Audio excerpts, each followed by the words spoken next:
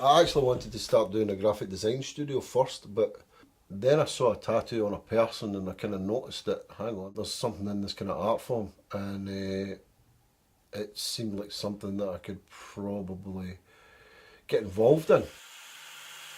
Prior to that, I'd seen tattoos and they were like jailbait tattoos and half-arsed looking scratched in me pins and ink and stuff like that, or it was all just kind of pipers and Scotland flags and stuff like that. And then once I saw this butterfly tattoo on a person, I kind of thought maybe I should look into this a wee bit, and I found that yep, tattoo has kind of evolved and turned into some sort of creative kind of entity.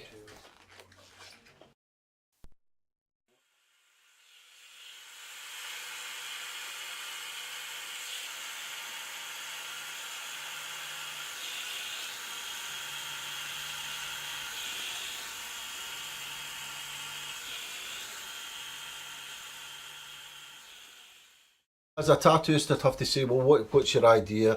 If you had an idea, that's fantastic. If you come in and think, I want a tattoo, but I don't have an idea, that's really that's a bit of a minefield when you don't have an idea. Sometimes people don't have an idea and can easily pick or find something that they connect with quite instantly. People are like that. They're either they see it and they know they want it, or else they think about it too long. Not too long, but they take their time and they think about it a bit more, and they're the kind of challenging ones. The challenging ones are the people that want a tattoo, don't know what they want, and they've never even opened a book to look at a picture.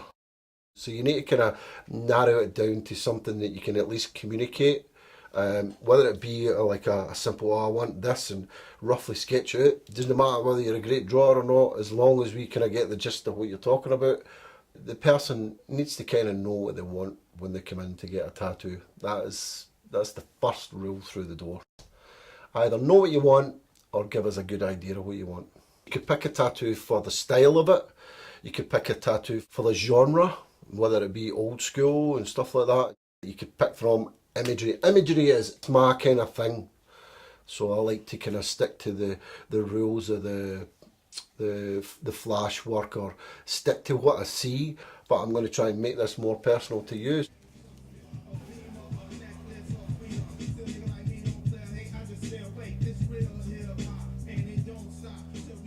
I'd like to say that I connect with every client, but unfortunately I don't connect with every client. Most of the time there's a phrase called bread and butter tattooing, or like bread and butter is said as in it's a means to making an income. And the bread and butter stuff is quite generic, straightforward, and unfortunately that's part of the business where we need to do the bread and butter stuff, the names, the same roses that my pals got, that type of thing. Like nightclub people, if they're on in a nightclub and a girl's got a feather tattoo, guarantee there'll be like another two or three of them want a feather tattoo. Just personally, whether it be a leaf in a different place or a different shape of a curve, it isn't that difficult to change it up.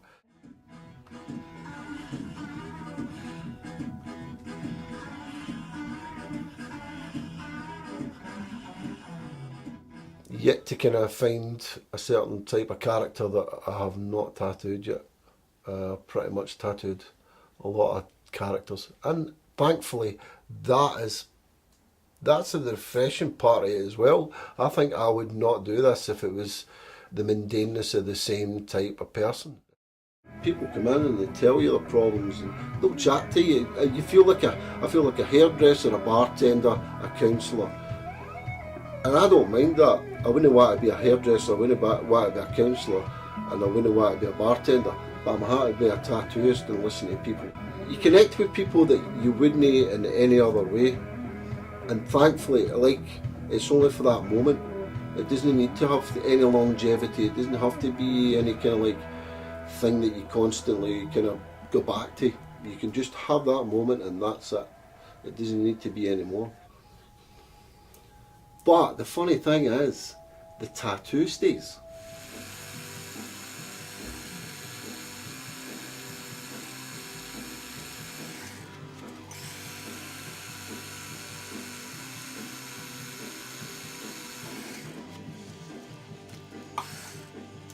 Went for a Day of the Dead face. I've always wanted one of those kind of tattoos. Getting tattooed is definitely just for me. It gives me confidence. Like, I look at pictures when I didn't have tattoos and I'm like, who even is that? I just don't like it. My mum, she's been very supportive of the tattoos. She loves the tattoos. I've got a 3-year-old daughter and she absolutely loves tattoos. She keeps saying when she's a big one she's going to have her tattoos. She's got like I think it was our granny got a wee tattoo machine that's like the wee blow paint things. So she's right into it, she loves it. She gets the stick-on tattoos out of chewing gum and she's like, look mummy, it's just like you.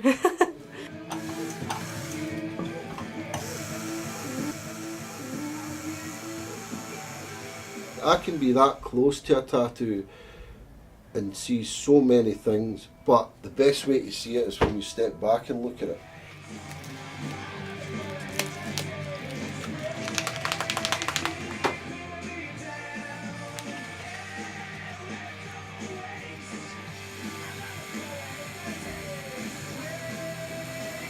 I got my first tattoo when I was 18 and my mum was quite supportive of it because I'd always wanted it from when I was a wee kid. But then she thought it was just the one tattoo that it's turned into, I'll show you. Oh, easy that way. But it's turned into quite a lot on my chest and 2 arms kind of thing. I had a rough idea of what I liked and I kind of took bits from other drawings off the internet and added things in, made it kind of freehand drawn. So it's not something you could Google and kind of copy kind of thing, so it's quite unique.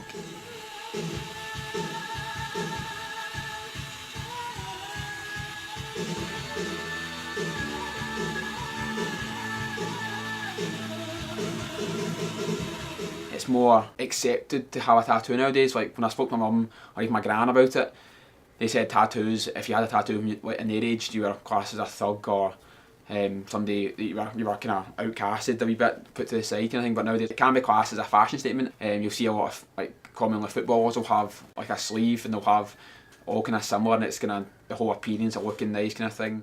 Tattoos all relative to how you perceive them. If you think they're dark and kind of like, oh, they're scary, yeah, they will be.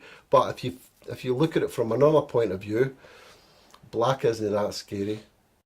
I kind of probably initially naively started, oh, I can express myself through my body and people will kind of get to know me. That's bollocks. It wears off pretty quickly. You wear them for yourself, and sometimes it gives people a confidence that they never had, which is kind of an interesting fact. It helps people get over stuff that they wouldn't necessarily in other ways.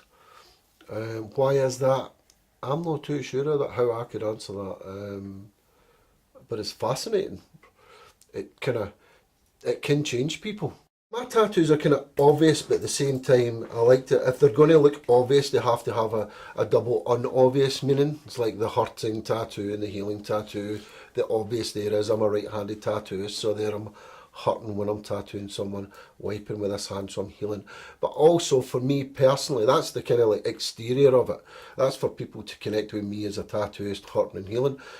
Internally, and the meaning behind that for me is, it would be that in my life I am always hurting and I'm always healing inside, and I'm happy with that, and I think that's a healthy thing, to always be hurting. But hurting produces growth, healing produces growth, so always being in this constant state of hurting and healing, it's a good way to be. It ain't so bad.